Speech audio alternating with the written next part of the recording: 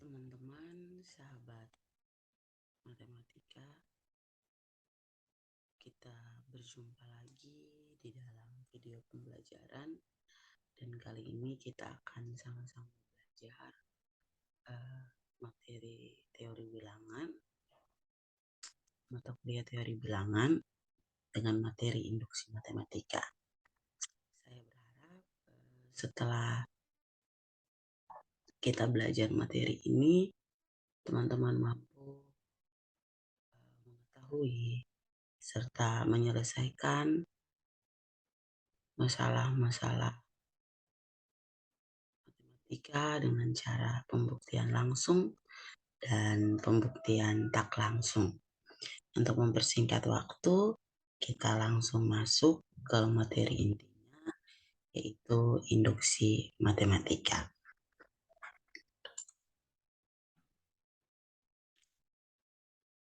Hampir semua rumus dan hukum yang berlaku itu sebenarnya tidak tercipta dengan begitu saja sehingga diragukan kebenarannya. Biasanya, rumus-rumus dapat dibuktikan berdasarkan definisi-definisi maupun rumus atau hukum lain yang sudah pernah dibuktikan kebenarannya.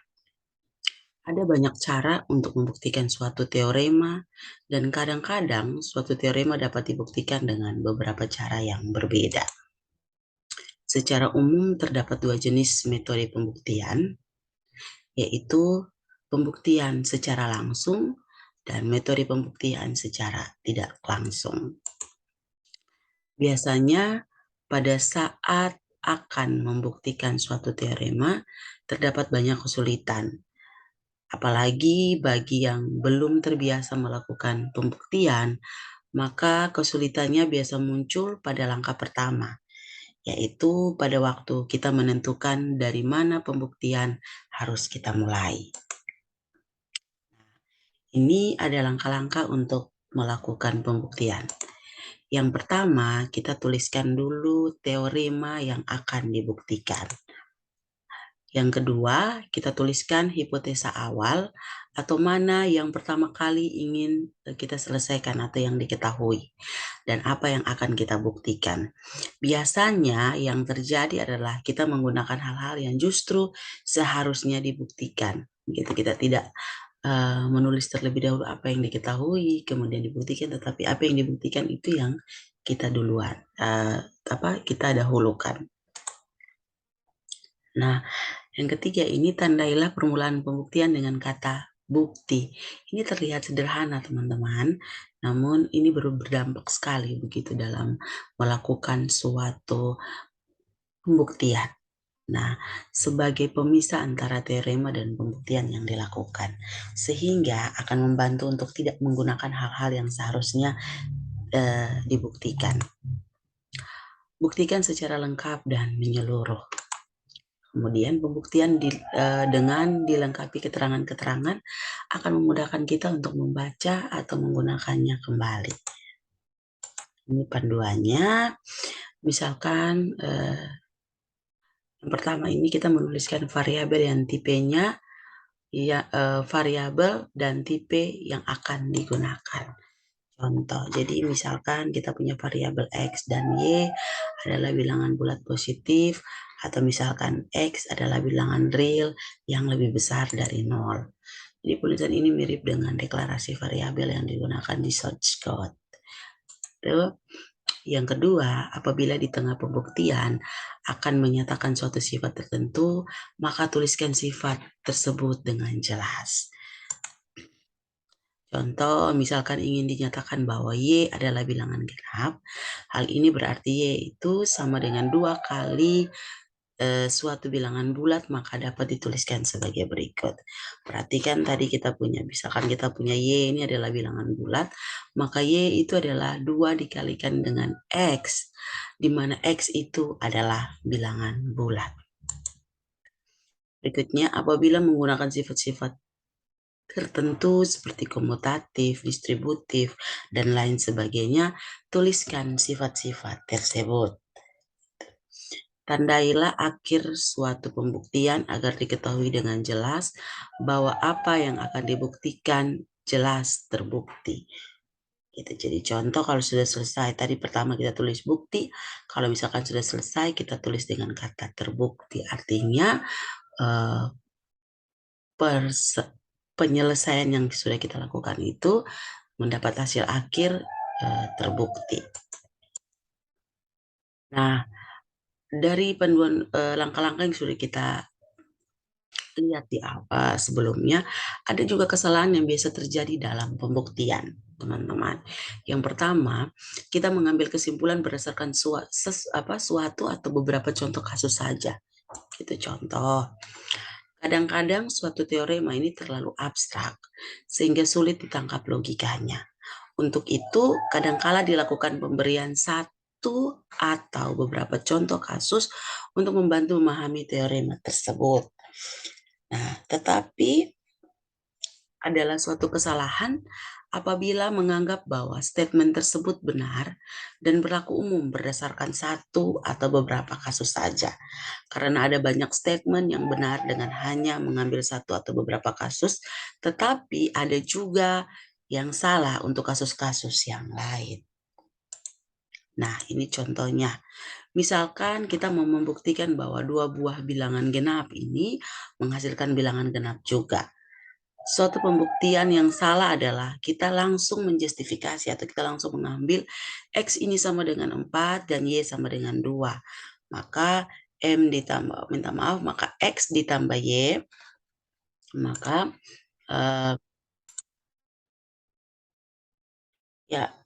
maka X ditambah Y ini sama dengan 4 ditambah 2 sama dengan 6. Jadi jumlah bilangan genap adalah bilangan genap. Oke, ini sesuai dengan teorema yang kita, ini sesuai dengan definisi yang kita punya. Tetapi ini tidak menjamin bahwa suatu bilangan genap ketika dijumlahkan dengan bilangan genap, itu hasilnya bilangan genap, begitu. Nah, dalam hal ini pembuktian hanya dengan nilai X sama dengan 4 dan Y sama dengan 2. Karena di awal kita sudah justifikasi X itu sama dengan 4 dan Y sama dengan 2. Kita belum cukup untuk membuktikan bahwa dua bilangan genap itu bila dijumlahkan akan menghasilkan bilangan genap. Untuk itu dilakukan seperti ini. Kita ambil sembarang X dan Y, di mana X dan Y itu adalah bilangan genap, dan X tambah Y akan menghasilkan bilangan genap. Jadi maksud dari pernyataan ini adalah tadi kita punya X dan Y ini, teman-teman. X dan Y ini kita langsung kasih tahu bahwa X dan Y ini adalah 4 dan 2. Jadi ketika dijumlahkan ya hasilnya 6, iya bilangan genap. Tetapi ini juga bisa berlaku kalau X sama dengan 8 ditambah Y sama dengan 6. Ketika dijumlahkan itu pun menjadi bilangan genap. Jadi kita tidak bisa menjustifikasi atau kita tidak bisa bilang bahwa X itu selalu sama dengan 4 dan Y itu selalu sama dengan 2. Jadi yang bisa kita tulis adalah kita ambil sembarang X dan Y, di mana X dan Y adalah bilangan genap, dan X tambah Y akan menghasilkan suatu bilangan genap. Jadi intinya adalah kita tidak menyebutkan nilai angkanya karena terdapat tak berhingga banyak bilangan genap.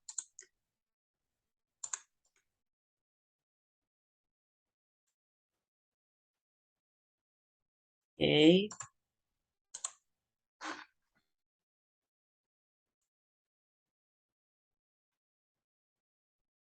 Berikutnya adalah kita menggunakan simbol yang sama untuk merepresentasikan dua hal yang berbeda. Ini di sini ada contoh, teman-teman. Jadi misalkan kita punya X dan Y ini adalah suatu bilangan ganjil. Maka menurut definisi bilangan ganjil X itu sama dengan 2K ditambah 1 dan Y ini sama dengan 2K ditambah 1 untuk suatu bilangan bulat. Nah, teman-teman, lihat X dan Y ini kita pakai K yang sama. Nah, ini sering kita lakukan atau ini adalah satu kesalahan di mana kita tidak membuat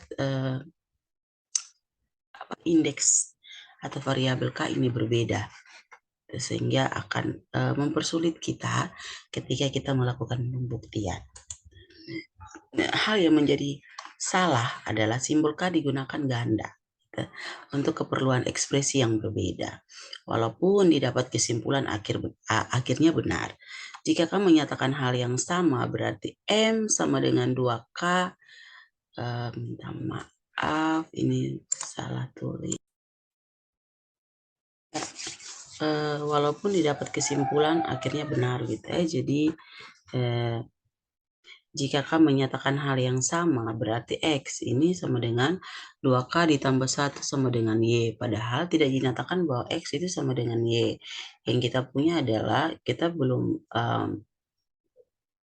mengekspresikan itu gitu. Mana X itu sama dengan Y. Jadi kalau penulisan seperti ini adalah salah. Nah, sehingga sebaiknya kita tuliskan seperti ini. Misalkan X dan Y ini adalah suatu bilangan ganjil, maka menurut definisi ganjil, X sama dengan 2K 1 ditambah 1 dan Y sama dengan 2K 2 ditambah 1 untuk suatu bilangan bulat K1 dan K2. Yang ketiga, kita sering melompat langsung kepada kesimpulan. Nah, pembuktian itu harus dilengkapi atau dilakukan tahap demi tahap secara urut tanpa melompat-lompat. Pengurangan langkah akan mengakibatkan bukti menjadi tidak kuat. Contoh, misalkan X dan Y ini bilangan genap. Berdasarkan definisi bilangan genap, maka X ini sama dengan 2M dan Y ini sama dengan 2N. Perhatikan, untuk suatu bilangan bulat M dan N, maka X tambah Y ini sama dengan 2M ditambah 2N, sedemikian sehingga X tambah Y adalah bilangan genap. Ada bagian-bagian atau part-part yang kita hilangkan atau tidak kita selesaikan. Nah, dalam pembuktian di atas ada satu yang terlewatkan, yaitu berdasarkan pernyataan X ditambah Y ini sama dengan 2M ditambah 2N, maka disimpulkan X ditambah Y adalah bilangan genap. Nah, hal ini tidak jelas, seharusnya dituliskan bahwa X ditambah Y ini sama dengan 2M ditambah 2N, maka sama dengan 2 dikali M ditambah N. Ini merupakan sifat distributif. Sehingga menurut definisi bilangan genap, maka X tambah Y adalah 2 buah bilangan genap. Berikutnya adalah menggunakan apa yang akan dibuktikan.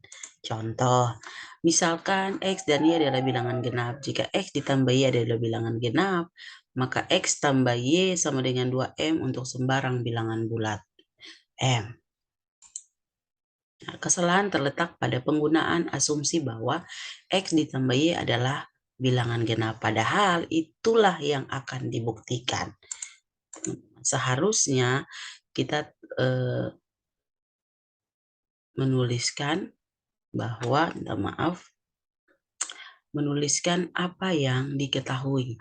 Apa yang diketahui ini adalah X ditambah Y sama dengan 2M. Jadi, dalam metode ini hal-hal yang diketahui tentang suatu teorema diturunkan secara langsung dengan teknik-teknik tertentu sampai tercapai kesimpulan yang diinginkan. Contoh, metode pengecekan 1 per 1.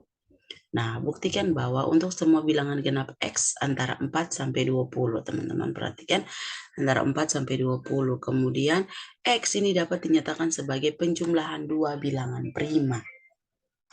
Penjumlahan dua bilangan prima.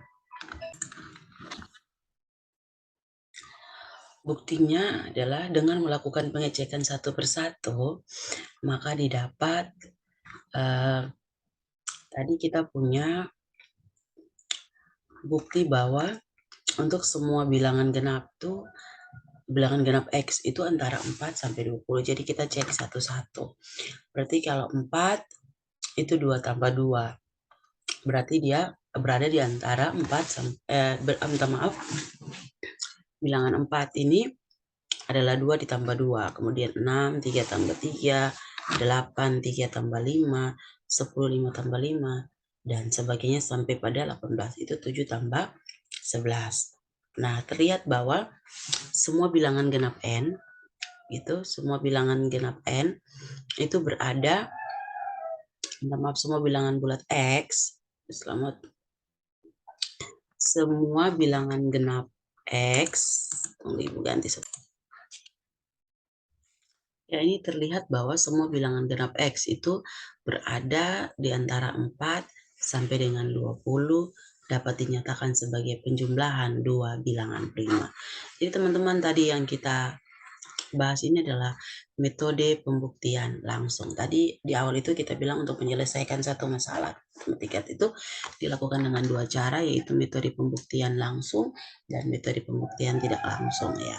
Yang kita lihat saat ini adalah metode pembuktian langsung. Berikutnya tadi kita cek satu-satu gitu ya. Cek satu-satu. Terus yang kedua adalah metode pengecekan secara umum. Nah, buktikan bahwa jumlahan dua bilangan genap itu adalah genap. Bukti, ambil sembarang X dan Y, di mana X dan Y ini adalah bilangan genap. Akan dibuktikan bahwa X tambah Y ini adalah bilangan bulat juga. Nah, karena X dan Y adalah bilangan bulat, maka kita definisikan seperti ini. X ini sama dengan 2M dan Y sama dengan 2N. Untuk bilangan-bilangan bulat M dan N, sehingga X ditambah Y ini sama dengan 2M ditambah 2N sama dengan 2 dikali M ditambah N. Ini merupakan sifat distributif. Kita distributif yaitu kita punya 2M dan 2N, ini bisa kita tulis dalam bentuk lain, yaitu 2 dikalikan M ditambah N. Karena sifat perkalian itu kalau ada perkalian seperti ini, 2 dikali A, di mana contoh M tambah N ini adalah A, di mana di dalam A itu ada penjumlahan M dan N, maka 2 ini kita kali masuk. 2M ditambah 2N, maka dia akan terjadi bentuk lain seperti ini. Gitu. Nah, misalkan K ini sama dengan M ditambah N. Karena M dan S adalah bilangan-bilangan bulat juga,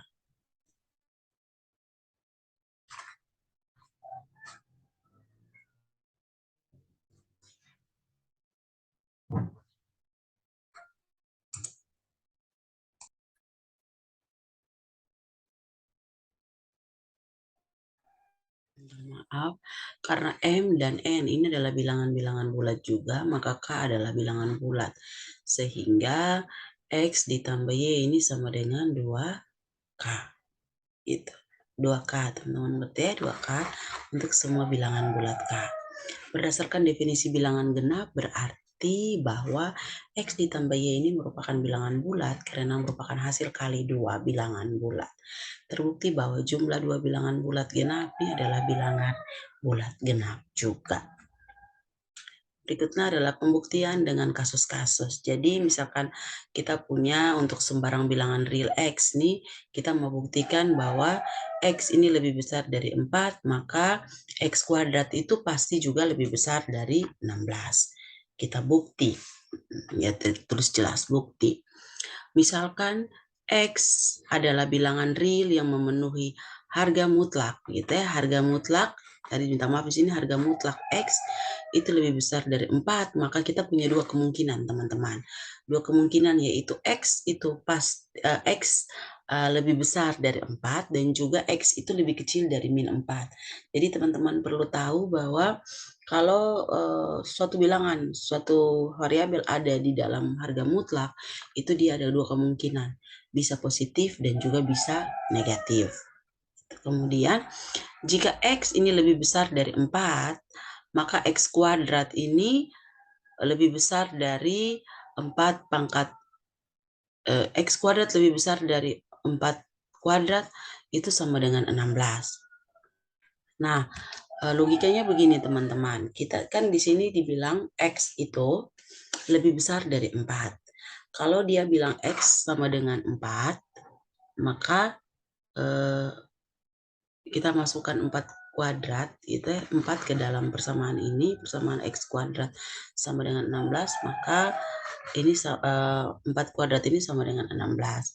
Tetapi kita kembali lagi ke definisi awal. Definisi awal adalah X itu ada harga mutlak X baik negatif maupun positif. Ketika kita kuadratkan itu atau dia lebih besar dari 4, dan ketika kita kuadratkan pasti hasilnya lebih besar dari 16 gitu. Nah, jika X sama dengan lebih kecil dari minus 4, berarti X minus X itu pasti lebih besar dari 4, sehingga min X kuadrat lebih besar dari 4 kuadrat atau X kuadrat itu pasti lebih besar dari 16. Nah, X kuadrat lebih besar dari 16, X lebih besar dari 4. Artinya, kita mengambil suatu bilangan, teman-teman, perhatikan, kita mengambil suatu bilangan yang suatu bilangan yang lebih besar dari 4. Oke, 4 kuadrat itu sama dengan 16. Berarti kalau kita pakai cara seperti itu tidak bisa membuktikan bahwa X kuadrat itu lebih besar dari 16. Tapi kita perhatikan lagi bahwa harga mutlak X itu lebih besar dari 4, berarti kita bisa memilih bilangan di atas 4. Dan ketika kita pilih bilangan itu 5, misalkan 5 dikuadratkan itu sama dengan 25. Atau kita mengambil lebih kecil dari minus 4. Lebih kecil dari minus 4 itu minus 5.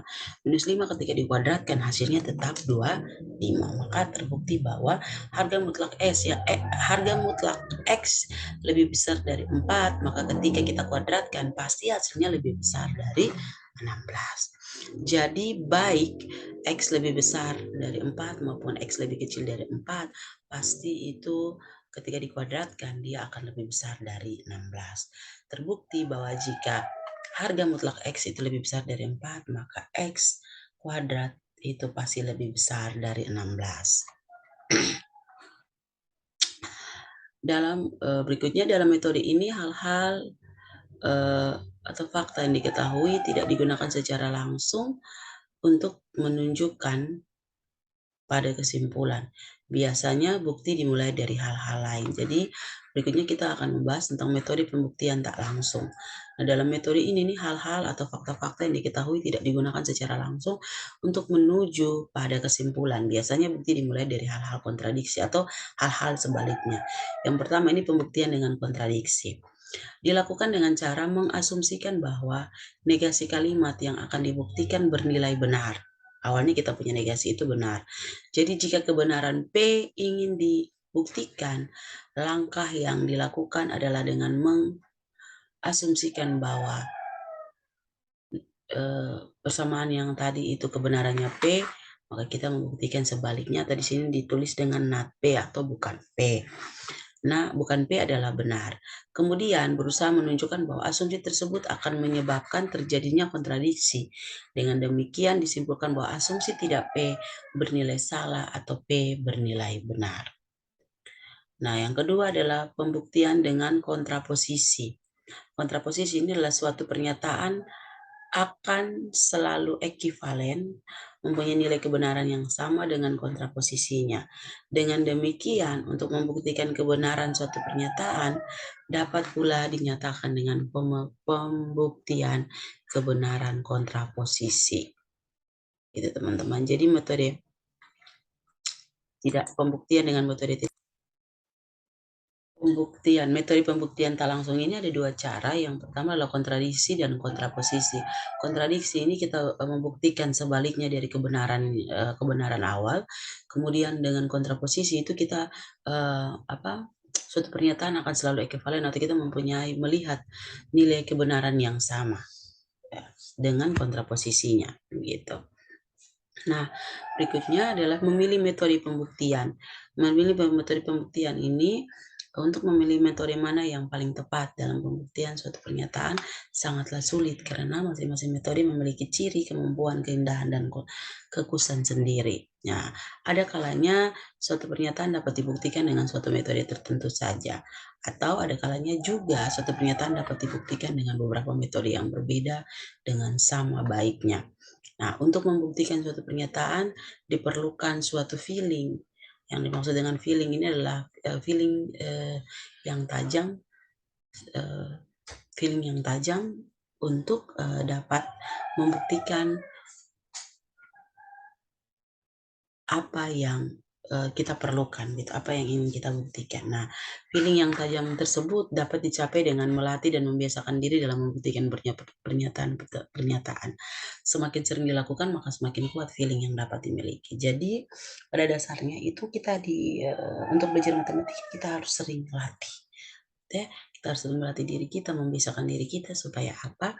Supaya kita saat menyelesaikan itu kita punya feeling yang tepat Kemudian dengan feeling itu kita bisa menyelesaikan pembuktian metode matematika atau penyelesaian matematika. Nah, teman-teman, berikutnya kita lanjut di video yang lain, karena kita supaya durasi video ini tidak terlalu lama dan tidak membuat teman-teman bosan. Oke, kita see you next video.